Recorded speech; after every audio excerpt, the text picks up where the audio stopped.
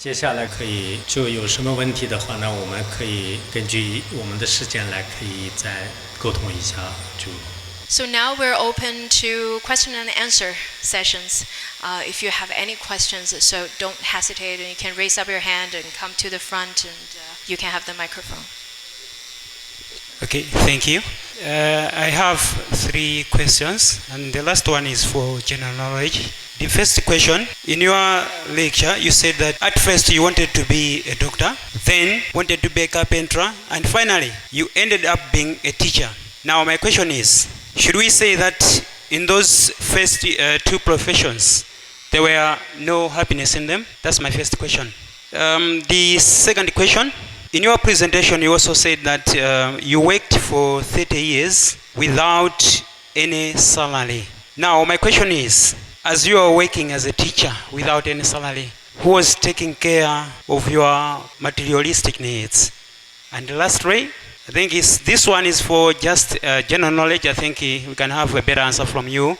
My question is, why is Buddhism associated with violent activities like Kung Fu when it is founded on a principle of inner happiness?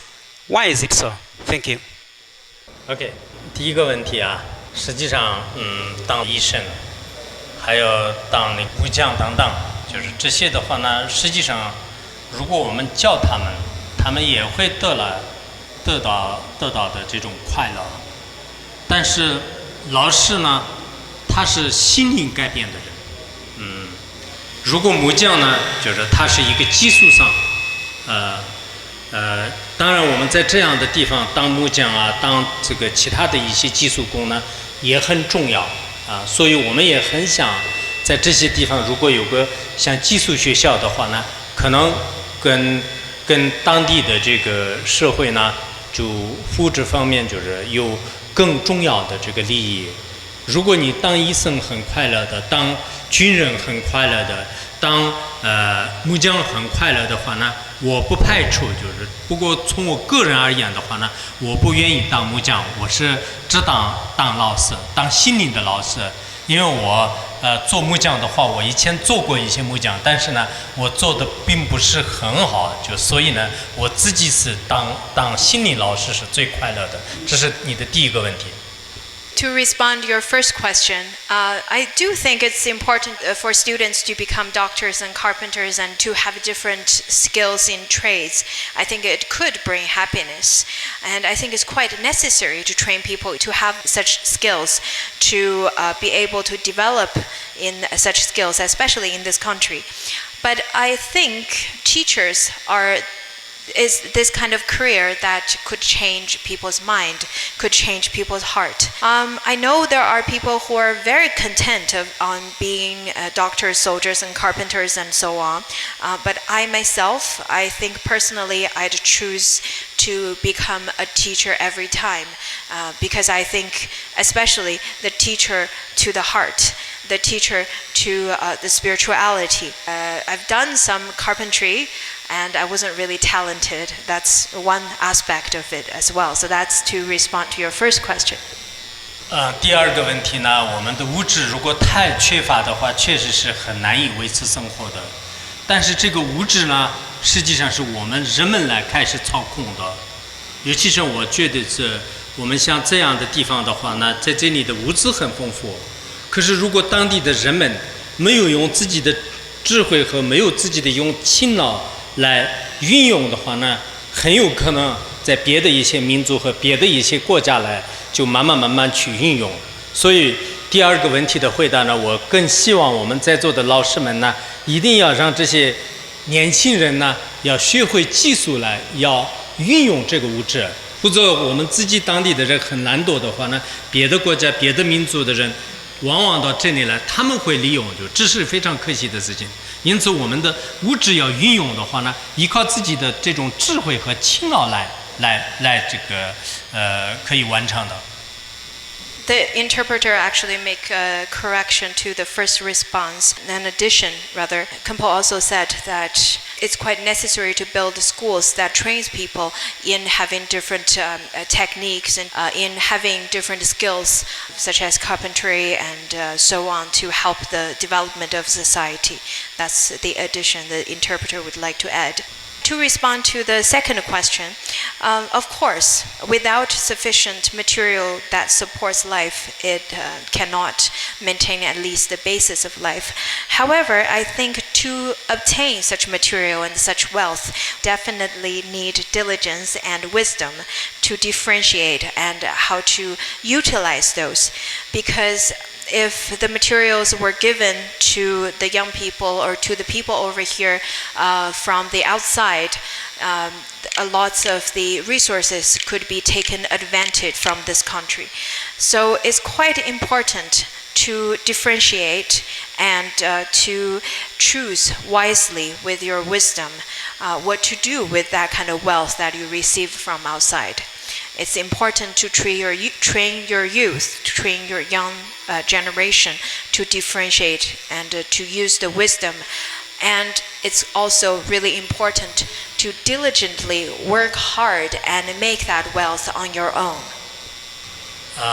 这个功夫呢，实际上佛教当中的部分的有一些这个佛教有很多汉传佛教、藏传佛教、南传佛教等等。但这个功夫呢，一般是在汉传佛教的支派的有一些修行人，他们的一种方法。其实这个主要的原理呢，佛教有寂静和愤怒两个方面的这种修行。那么寂静的话呢，就表面上看起来也是特别的这种温顺，佛和菩萨的像呢也是很温顺的。而愤怒的像呢，他拿着各种各样的兵器呀，就各种什么棍棒啊、刀啊，就是这些。但这些呢，也从来不会害人，只不过是非常心智野蛮的人呢，通过这种方式来，就是让他们的心就是得到平静。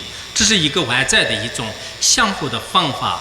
所以，即使你外在是一个特别恐怖的形象，但是内在呢，就是让你得到一种平静的行为。所以这些道理呢，如果我们学到了佛教的寂静和愤怒的两个方面的道理的时候呢，才明白实际上内心呢都是慈悲的，都是寂静的，从来没有离开过。In terms of Kung Fu and how it's violent, in Buddhism, we have different schools and different sects. There's Han Buddhism, there's Theravada Buddhism, and there's Tibetan Buddhism. So the Kung Fu really belongs to a very specific school of Buddhism that they practice in such tradition. Generally, there are two ways of practices in Buddhism. One is wrathful, and the other one is peaceful. Although Kung Fu may appear to be quite wrathful, where people would use knives and sticks and different weapons and look quite fearful, but it really is a form that people with lots of aggression who could practice in such a way and take this form. But during practice, the goal of such is to maintain a peaceful mind, a tamed mind. So the form may appear to be quite wrathful, but the inner spirit is still peaceful. So that's the teaching of Buddhism. If you were to learn about the different practices in Buddhism, I think you'll be able to understand. Anyhow, in both ways, wrathful or peaceful, the mind is always peaceful. 这个后面的这种佛教的这种恐怖像呢，就像你们非洲呢，很多原始的民族呢，它是非常善良的，但是在传统当中，在我们跳舞的时候呢，有各种动物的这种头像啊，还有非常恐怖的一些形象来开始给大家在众人面前表演。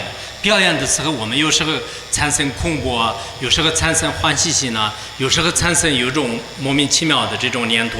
所以每一个人类的传统也好，宗教的历史的话呢，它的这个舞蹈跟我们的平时的人性呢，不一定是完全是相应的。为了让大家吸引大家的这种眼球，或者让大家更提高关注度，所以呢，在我们的戏剧和演示上面呢，会有一些夸张，或者说是有一些特殊的这种方法。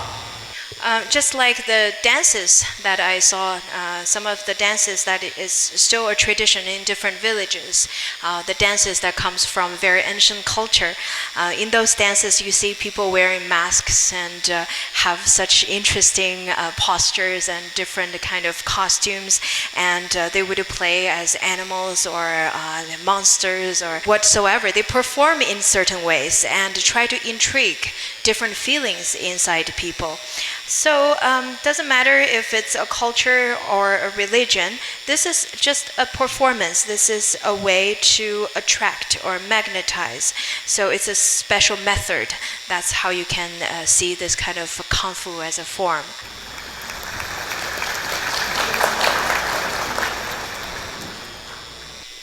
Mine is of general knowledge.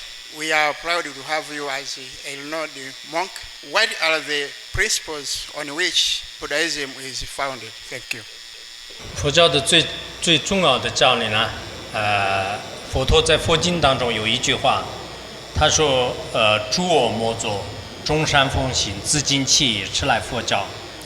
他意思就是说，我们在实践当中呢，不要干坏事，比如说杀人啊、屠盗啊、邪淫啊。以及这个说大的这种欺骗的这种狡诈的语言呢，等等，就是不要做坏事，要做善事。就善事帮助别人，心持慈善，就凡是所有的人类、所有的众生都要去奉献，就是去帮助。第三个就自净其意，就是经常不要被愤怒的心，就负面情绪、欲望。嗔怒、愚痴等等，就这些负面的情绪呢，就让自己的平静的内心就是较乱，应该保持一种非常快乐的这种心态。这就是佛教的3个特点，这就是佛教。所以可能很多人对佛教不一定是很理解的，但其实所谓的佛教呢，跟其他的宗教呢也有非常相同的地方，包括爱啊、慈悲啊这方面相同的。还有佛教自己呢，应该有内心平静的，就是这么一个，这就是我认为的佛教，也是佛陀他亲自也是定义的这样佛教。Well, in terms of the principle of Buddhism, it is stated by the Buddha himself in the sutra.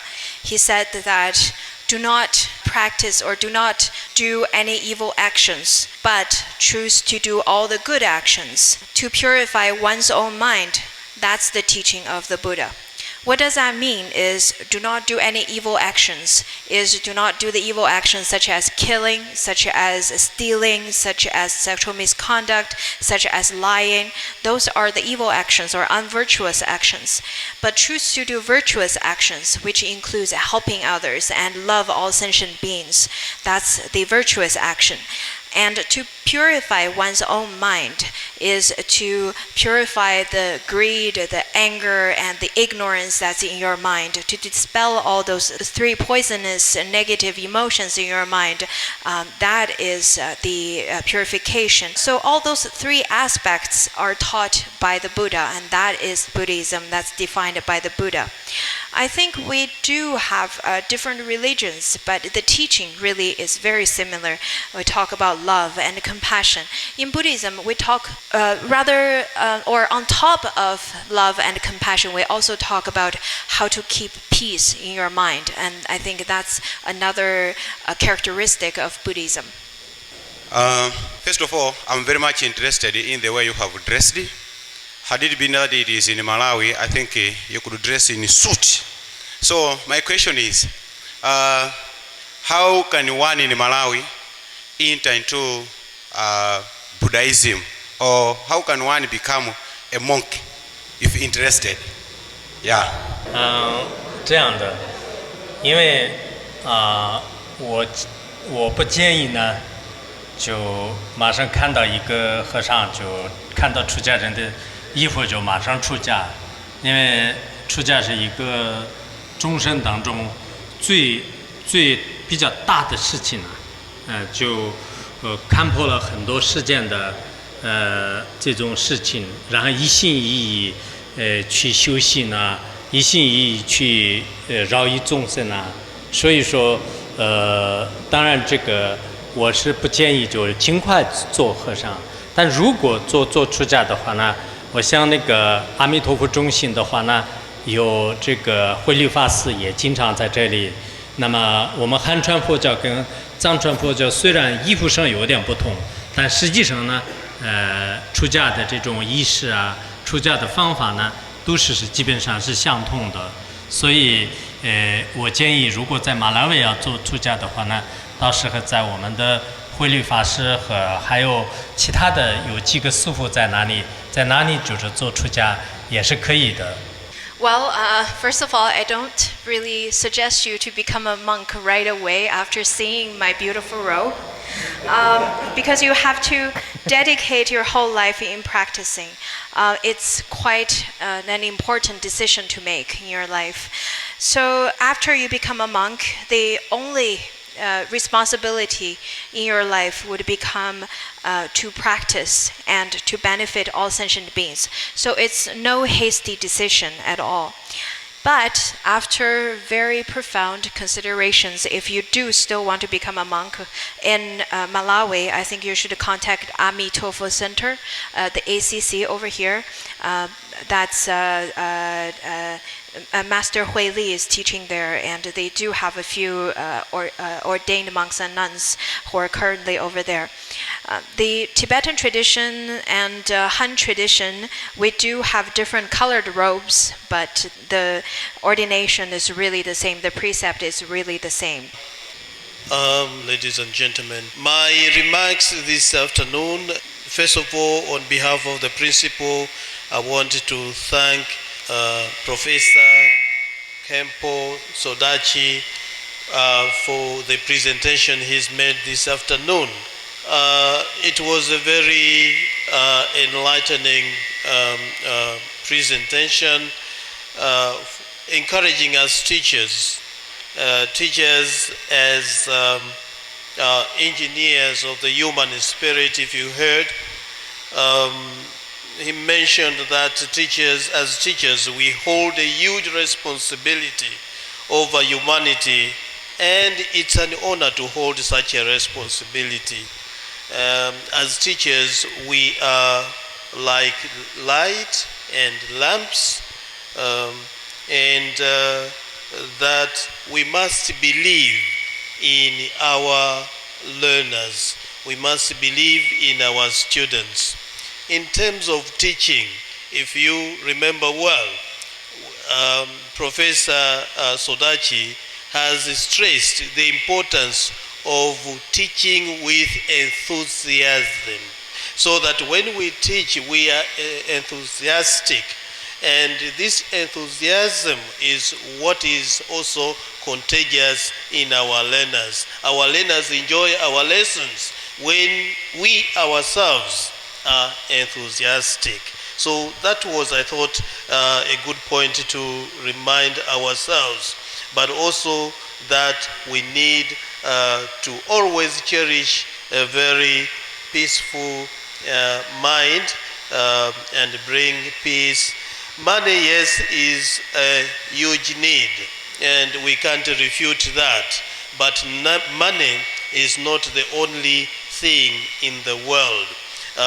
We as teachers have a huge responsibility. So I want to sincerely thank everybody here present, and once again, thank you, Professor Sodachi.